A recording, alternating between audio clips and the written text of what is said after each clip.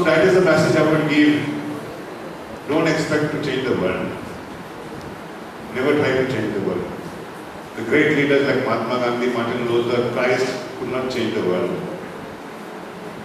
But we can change ourselves. That much I am certain. Please try to change yourself. It is for your own good. For the good of your family, the good of your society, the good of your country. Not for others. So friends, on this anti-drugs day, drugs is one issue, alcohol is another issue. Both are equally bad. I don't talk about banning things. I never talk about banning things. I talk about improving our willpower. To say no to what is bad in this world. That we have to inculcate in all our young boys and girls. To say no. Don't get distracted. This is a day for a reminder to renew our efforts, to focus on these issues because the numbers are increasing by the day.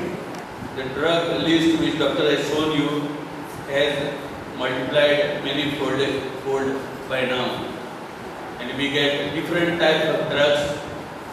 And as doctor has also told you how people lure or how they will try to lure your children to come into this trade. There are people who initially will give these drugs free. Especially they will select children from a stable family or well-to-do family and make their child as an addict first and then gradually get money from the same child to buy more drugs. Our state being an tourism-oriented businesses dependent state, way back in somewhere in 70s,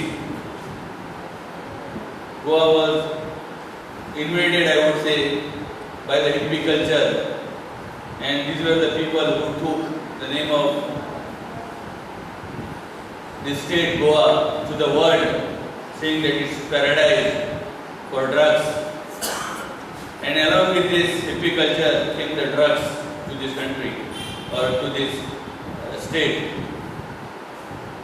Initially, as the enforcing agencies like Excise Department, Customs and Police being the prime investigating agency.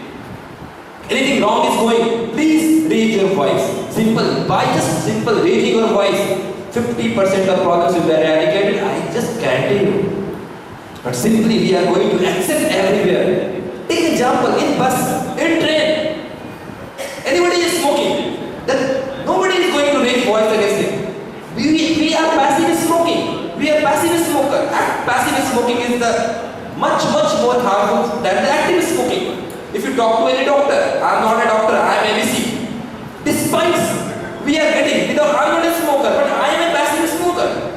But I don't have guts to raise voice. If you start raising voice, definitely he has to leave the place or he has to go to the other places.